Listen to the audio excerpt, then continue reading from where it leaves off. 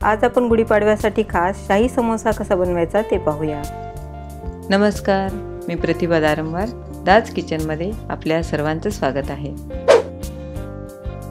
अशाच वेगवेगळ्या रेसिपींसाठी माझ्या चॅनलला सबस्क्राइब करायला विसरू नका।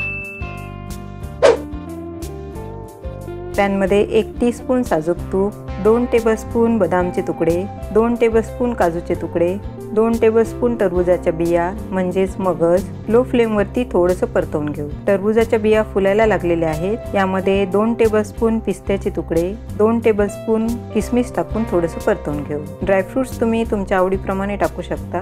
सर्व ड्रायफ्रुट्स कुरकुरीत झालेले आहेत, काढून थंड करून घेऊ। पाव किलो खवा लो टू मीडियम फ्लेमवरती छान भाजून घ्यायचा। असं खवा भाजून घेतल्यामुळे समोसे लवकर खराब होत नाहीत। खवा कोरडा झालेला आहे, काढून थंड करून घेऊ। 1 कप बारीक रवा आणि 1 कप मैदा चाळून घेतलेला आहे। पाव कप साजूक तूप पातळ करून घेतलेला आहे, ते टाकून मिक्स करून घेऊ। यामध्ये तुपाचं मोहन घातल्यामुळे समोसे छान क्रिस्पी होतात।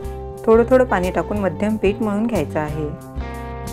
यावरती 5 मिनिट झाकून ठेवू। खवा थंड झालेला आहे। यामध्ये परतवलेले ड्रायफ्रुट्स, इलायची पावडर आणि अर्धा कप पेक्षा थोडी कमी पिठी साखर टाकून मिक्स करून घेऊ। जास्त पिठी साखर टाकली तर समोसे तळताना फुटतात, त्यामुळे साखर कमीच टाकायची आहे। आता साखरेचा पाक करून घेऊ। 1 कप साखर आणि अर्धा कप पाणी टाकून लो टू मीडियम फ्लेमवरती सतत हलवत पाक करून घ्यायचा आहे। जास्त कडक नाही आणि जास्त कोवळा नाही, साधारण 1 तारी पाकपेक्षा थोडा कमी पाक शिजवून घ्यायचा आहे। पाक तयार झालेला आहे, काढून घेऊ। 5 मिनिट झालेले आहेत। पीठ थोडंसं मळून घेऊ। पिठाचा गोळा घेऊन मीडियम पुरी लाटून घ्यायची।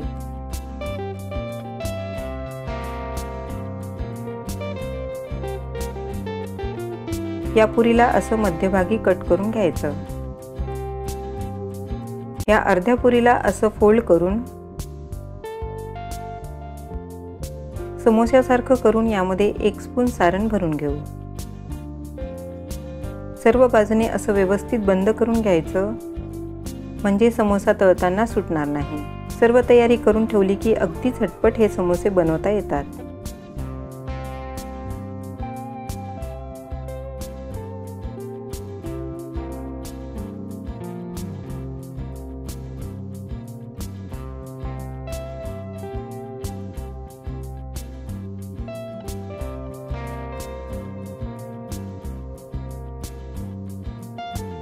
तेल मीडियम गरम झालेलं आहे। गॅसचा फ्लेम लो करून यामध्ये समोसे टाकून घेऊ।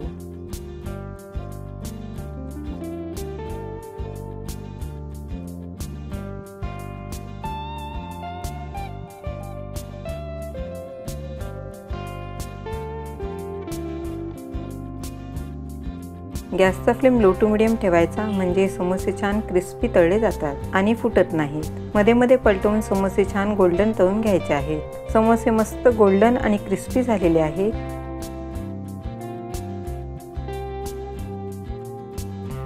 असं तेल निथळून पाकामध्ये टाकून घेऊ।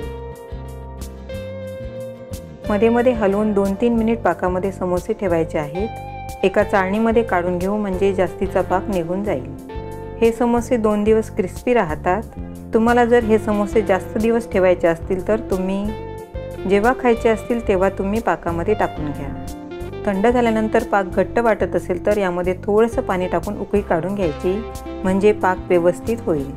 मस्त क्रिस्पी शाही समोसे तयार झालेले आहेत। तुम्ही अशा पद्धतीने शाही समोसे नक्की करून पहा। लाईक, शेअर आणि सबस्क्राईब करायला विसरू नका।